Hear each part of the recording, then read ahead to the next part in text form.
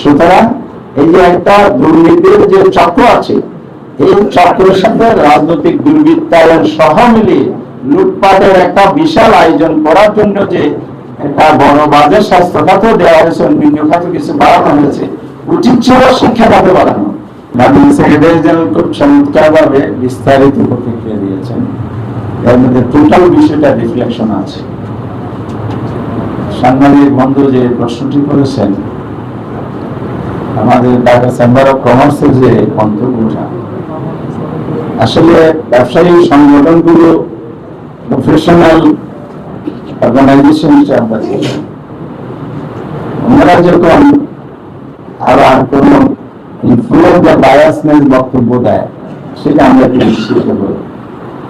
এক্ষেত্রে ওনাদের স্বার্থে ওনাদের কথা বলা উচিত, কারণ সরকার যে কথা বলেছে আসলে তো ঘাটতি বাজেট করার পরে যেটা বাজেট বক্তব্য রেখে প্রস্তাবন করেছে, কিন্তু কর্তৃপক্ষ এখানে ঘাটতি হবে 4,80,000 কোটি টাকা।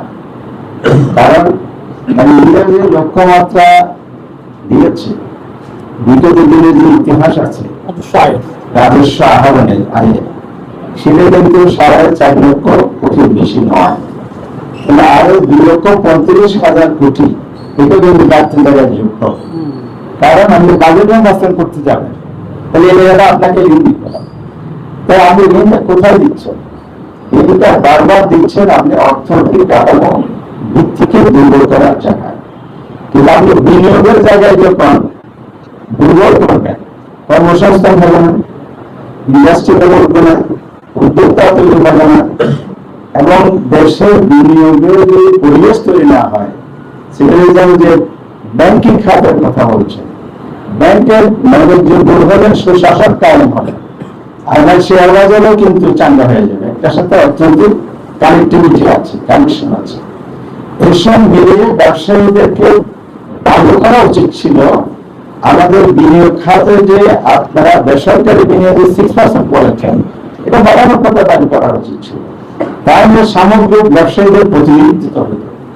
আপনারা যদি ব্যবসায়ীদের থেকে সাক্ষাৎকার নেন, মন্তব্য নেন, তারা এই কথাটাই বলবে। তাহলে আমার দেশের আভ্যন্তরীণ বিনিয়োগ, বিদেশি বিনিয়োগ দুটার সমন্বয়ে কিন্তু বাংলাদেশে ঘাটতি বাজেট কর আহরণের মাধ্যমে, কর্পোরেট ট্যাক্সের মাধ্যমে এবং ইন্ডিভিজুয়াল ট্যাক্সের মাধ্যমে এটা জোগাড় করা সম্ভব। সেই জায়গাটা আমরা সেভাবে দিচ্ছি, অর্থাৎ ব্যবসায়ীদের সঠিক প্রতিনিধিত্ব হয়ে চলে আমি মনে করছি না।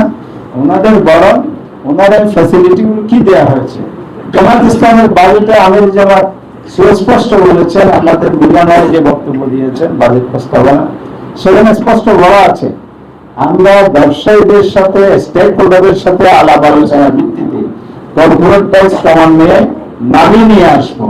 কিন্তু এই সরকারকে সেটা করেছে না, এটা করে নাই, আগের জায়গায় আছে।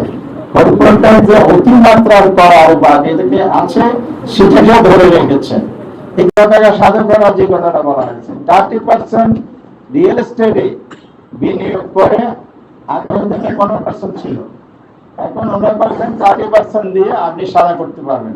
পার্সেন্টেজ যায় আপনি বললেন না কেন, কিন্তু আপনি এখানে দুর্বৃত্তায়ন কিন্তু পৃষ্ঠপোষকতা দিচ্ছেন, কালো টাকা আয় করার যে একটা সুযোগ তৈরি করে দিয়েছেন আপনি। অর্থাৎ আপনার মাথায় যেটা আছে, এই কালো টাকা সাদা করার কারা সরকারি দল, সরকারি সুযোগ সুবিধা, ঠিকাদারের চাঁদা, কমিশন সব নিয়ে টাকা রাখার জায়গা পায় না, তখন ওই রিয়েল এস্টেট খাতে বিনিয়োগটা করে সম্পদ প্রবৃদ্ধি তার দেখা যায়। ইলেকশনের ফলকনামা সবকিছু না দেখালে যা দেখায় 10 গুণ 100 গুণ 50 গুণ হয়ে যায়। কেন ওই কালো টাকার সুযোগ দিয়ে বৈধ করা হয়েছে? এটা চিরতরে বন্ধ করা উচিত। এটা না হলে কোনোদিন দুর্নীতি মুক্ত বাংলাদেশ হবে। আমি আরেকটা কথা বলে শেষ করব আপনার প্রসঙ্গক্রমে। কালকে আমরা ছিলাম, মাননীয় অর্থমন্ত্রী কিছু কিছু জায়গায় রিপিট করেছেন, উচ্ছ্বসিত কণ্ঠে বলেছেন, আর আমাদের বন্ধুরা পার্লামেন্টে তালি বাজিয়েছেন। সেখান থেকে আমি বেরিয়ে আসলাম প্রতিক্রিয়ার জন্য আমাদের মহানগরী পরে, দেখি যে একটা আনন্দ বেশি হচ্ছে।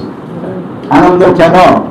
মানে চাহিদা পূরণ হয়েছে, বাসনা পূরণ হয়েছে অর্থনৈতিক বাজেট বক্তৃতা। সংসদ সদস্যদের বাসনা পূরণ হয়েছে, ওনাদের কর্মীদেরও বাসনা তৈরি হয়েছে, রাষ্ট্রপতি উল্লাস করতেছে। সেটা হচ্ছে অর্থ স্বাস্থ্য মন্ত্রণালয়ের উনি যেটা বলেছেন, অনেকগুলো বলছে, তার একটা বলি। এখানে ওনারা বলেছেন ইতিহাসের সবচেয়ে বড় স্বাস্থ্য খাতের বাজেট দিয়েছে কেন্দ্রীয় সরকার। কথা তো ঠিক কাগজে কলমে আপনি দিয়েছেন, কিন্তু আপনি কি দেখেছেন গত অর্থ বছর তার আগের বছর 20,000 কোটি টাকা যে ফেরত দিয়েছে, সরি 1,000 কোটি না, 20%, 30% টাকা ফেরত দিয়েছে। কিন্তু যে স্বাস্থ্য মন্ত্রণালয়ের টাকা বরাদ্দ দেয় বাস্তবায়ন করতে পারে না, অন্যান্য মন্ত্রণালয়ের কথা কিন্তু একই, এত ক্লিয়ার কথা বলতে চাই না। মঞ্জুরি দেয় ওখানে টাকা দেয়, টাকা ফেরত দেয়, সক্ষমতা নাই, পরিমাণ করে বাস্তবায়ন করে। ওই যে ফ্লেক্সিবল কথা বলা হয়েছে, সব মিলিয়ে করাপশনের একটা বিশাল আয়োজন স্বাস্থ্য খাতে এবার করা হয়েছে। স্বাস্থ্য খাতে কি নৈরাজ্য হয়, দুর্নীতি হয়, কে না জানে? পৃথিবীতে ঢাকা মেডিকেলে, সরকারি মেডিকেল হাসপাতালে কে হয়, এটা কেউ না জানে? আমি সবাই জানি। সুতরাং এই যে একটা দুর্নীতির যে চক্র আছে, এই চক্রের সাথে রাজনৈতিক দুর্বৃত্তায়ন সহ মিলিয়ে লুটপাটের একটা বিশাল আয়োজন করার জন্য যে একটা বড় বাজেট স্বাস্থ্য খাতে দেওয়া হয়েছে, অন্যান্য খাতে কিছু বাড়ানো হয়েছে। উচিত ছিল শিক্ষা খাতে বাড়ানো, শিক্ষার মাধ্যমে যে দক্ষতার পথ তৈরি হয়, সেটাও তো আমাদের একটি আগামী দিনের সমৃদ্ধ বাংলাদেশ উপহার দিতে পারে। সুসংগঠনতা এখানে নাই, সেই জায়গাটা যদি আপনি মোরাল এডুকেশন সহ যদি নিয়ে আসতে পারেন, তাহলে কারাপশন ফ্রি হবে, স্কিল বাড়বে, দক্ষ ম্যানপাওয়ার তৈরি হবে। এখানে মাত্র 0.5% আপনি বাড়াইছেন, আগে ছিল 1% টোটাল বাজেটে, আবার 2% করেছেন। তাহলে শিক্ষা খাতের উপর এত জুলুম বেঞ্চে আপনি কেন করলেন? আমাদের তরুণ প্রজন্মকে তো আপনি উচ্চশিক্ষা পক্ষে পার্লামেন্টে বলে সস্তা কালি দেন এবং আপনারা রাজপ্রধান উল্লাস করেন, কিন্তু আমাদের প্রজন্ম তৈরির জন্য যে বড় খাত, এটাতে বাজেটের সর্বোচ্চ দেওয়া উচিত ছিল যেটা জামাত ইসলামী প্রস্তাব।